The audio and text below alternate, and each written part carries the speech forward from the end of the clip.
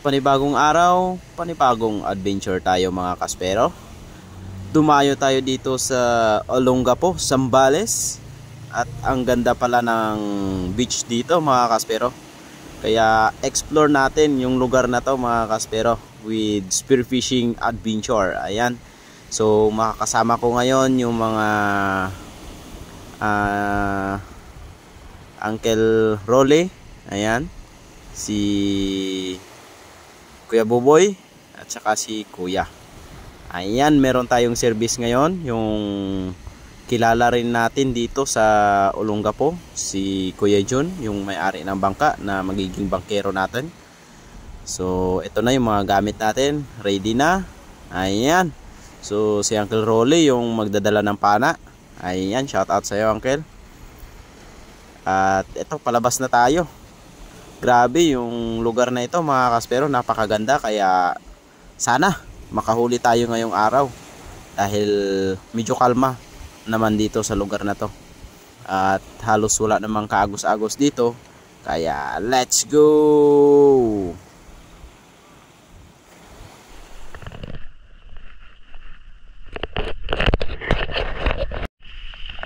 Bangka natin malaki mga kaspero, kasyang kasya. Ito na yung bangkero natin, si Mang Jun. Pagkain. Yun. Let's go, Buboy.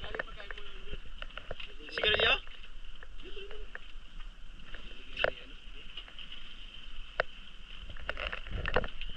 Ready na kami.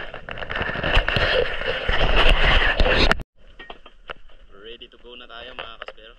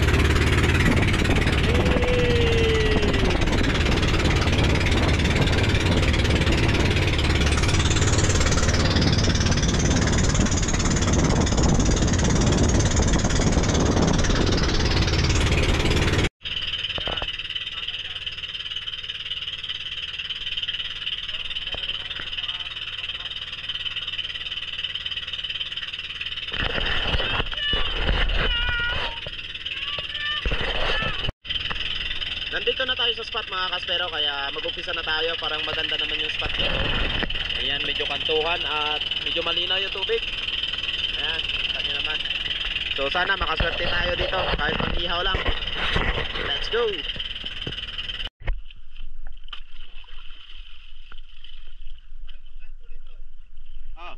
Baybayin ko na lang.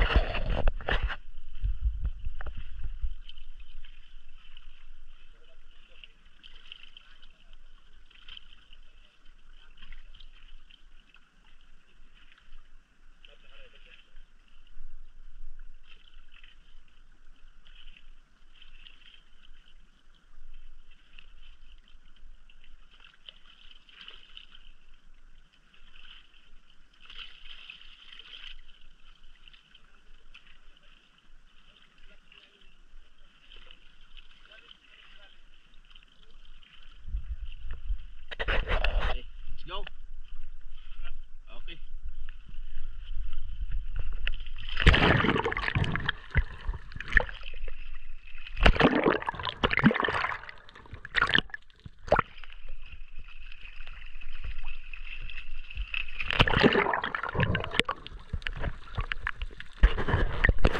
Tara na mga kaspero, maghunting na tayo. At eto, sisisid na tayo para mag-warm up. At bumaba ako dito sa around 12 meters. At medyo may kalabuan nga talaga yung tubig dito mga kaspero. Ngunit meron akong napapansin dito na mga bait na mga dalagang bukid. At meron pang butas ng pugita dito.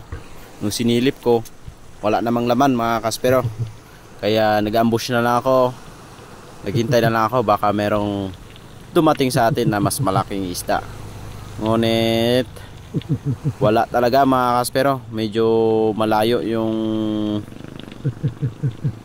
mga dalagang bukid sa atin at napakatahimik ng lugar. Siguro marami rin ditong namamana sa lugar na ito mga kaspero.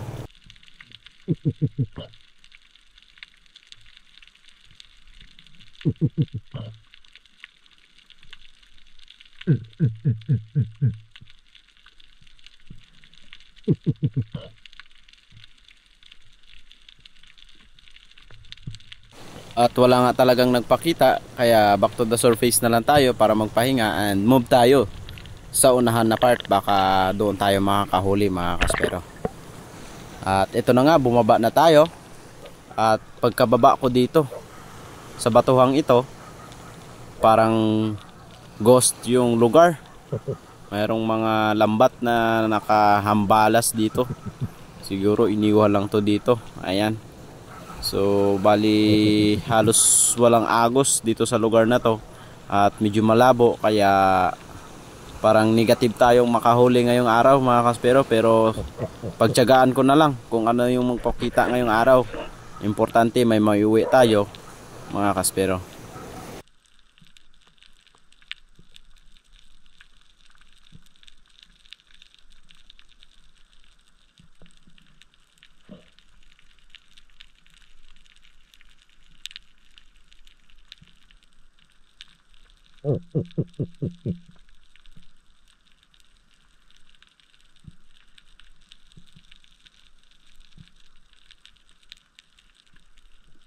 Nagtagal na ako dito sa ilalim, ngunit wala talagang nagpapakita ng mga pelagic or kahit mga surahan man lang.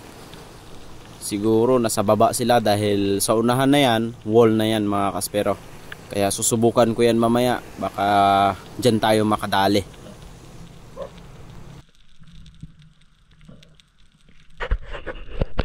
At pagkababa ko nga dito sa may gilid na part, meron akong napansin dito na napakaraming dalagang bukid at saka mga snapper. Ayan, parang nabubuhayan ako ng loob dahil baka meron tayong makita na mamaw dito sa lugar na to. Kaya hintay tayo mga kaspero. Ayan, tingnan nyo kung ano yung magpapakita ngayon. Sana meron mga kaspero.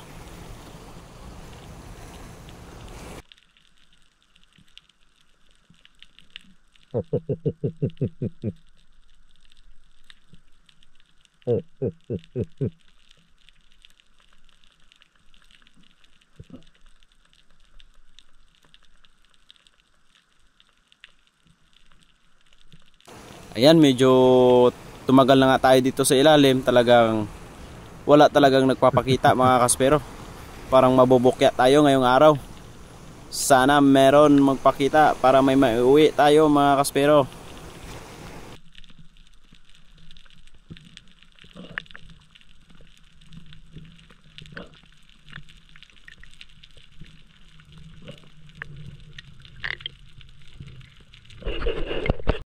At ito, nagsagawa ulit ako ng pagsisid. Dito na ako sa may wall na part. Ayan, kung napapansin nyo yung baba, palalim na yan. At dito ako sa mga 14 meters nakadapa. Pero pag sinagad mo yung ilalim, maabot na yan ang mga 18 to 20 meters. Kaya pagtiyagaan ko na lang kung anong makikita ko ngayon.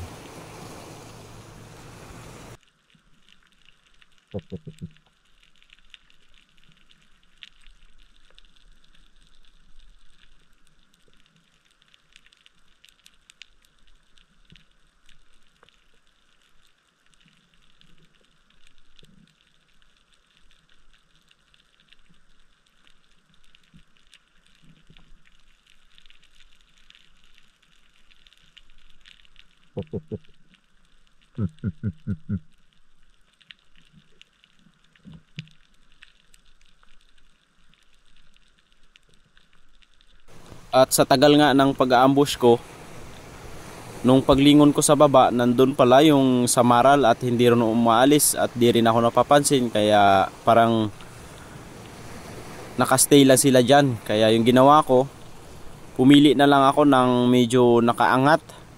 Dahil yung iba nakadikit sa bato, baka bumaon yung shaft natin.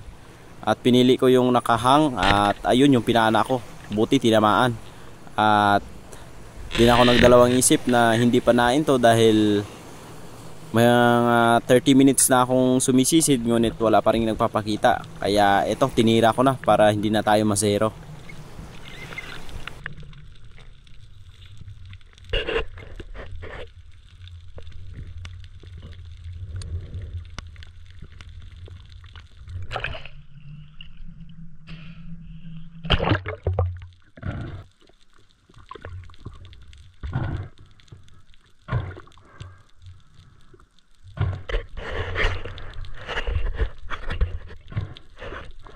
Nung na-secured ko na yung rabbit fish, bumaba ulit ako at nakita ko itong king mackerel.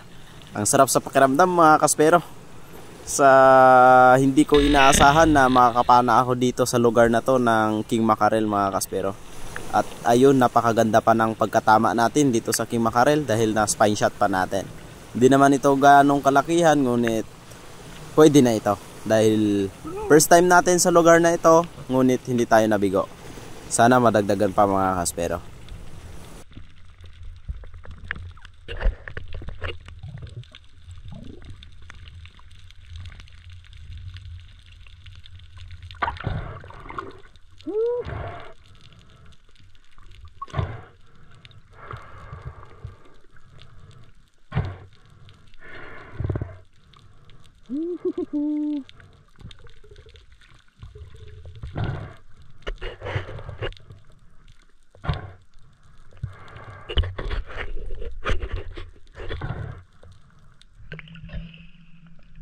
Baby king mac. Ayan, mga 2 kilo.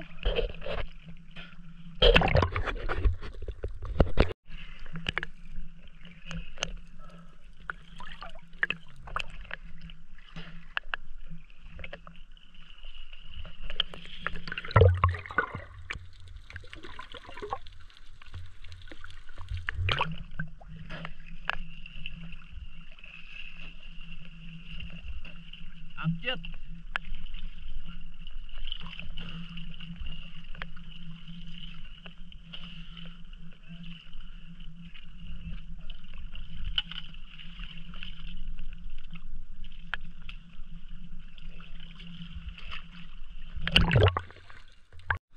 Pagka dala ko ng isda sa bangka, bumalik agad ako dito kung saan tayo nakapana ng king mac. At ito, napakaraming yellow snapper. Ayan mga kaspero, didilaw sa ilalim, sobrang dami at ang lilikot.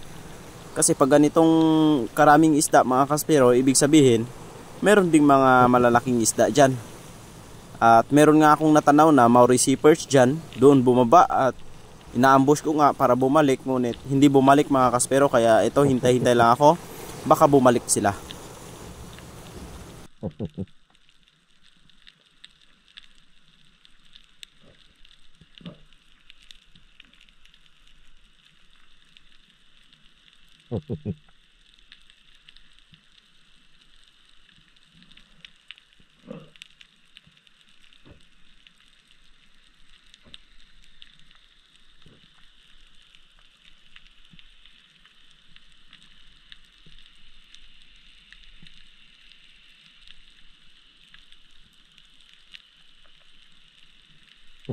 Yun, napatagal tayo sa paghihintay, ngunit wala talaga. Hindi taga bumalik yung Maori sea perch natin. Kaya yung ginawa ko, umahon na lang ako at nagpahinga. At nag-move tayo dun sa unahan na spot at pumunta ako dun sa may wall. Baka nandun yung Maori sea perch pumunta.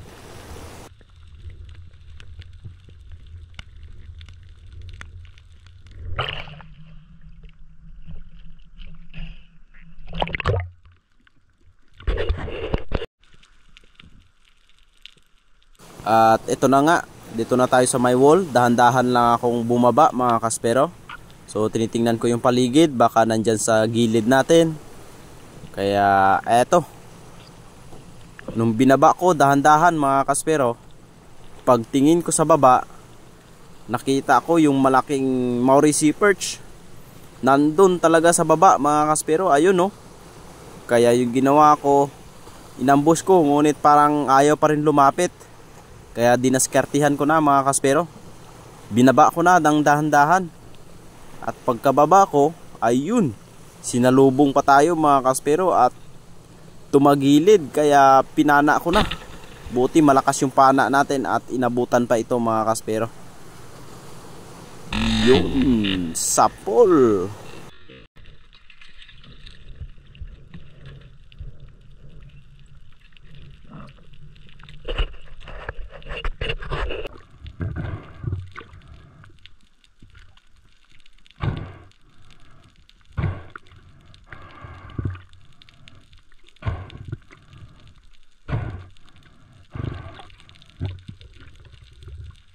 Apakataba ng isda na ito mga kaspero. Ayan, labas yung bituka niya.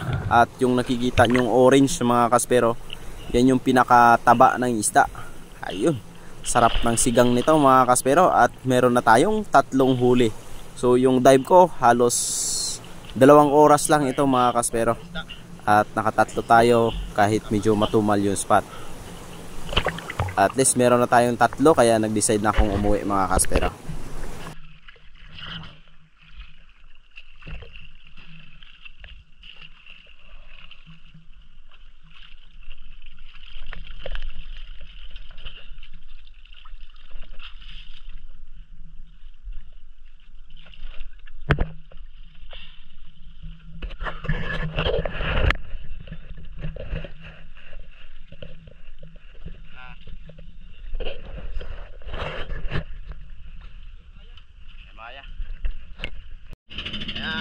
Pauwi na tayo mga kaspero. Pero le, okay na? Di na hilo? Ayos. Yan, may 3 na tayo. Pwede na tayong umuwi. Meron tayong Maurice perch, tanigi at saka samaral.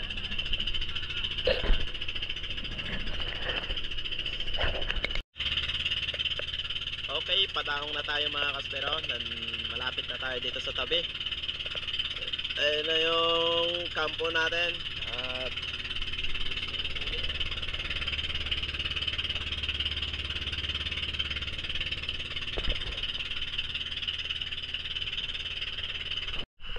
yun, ayos na. Saglit lang yan mga kaspero. Medyo matubag yung spot, pero pinagtiyagaan at nakadali naman.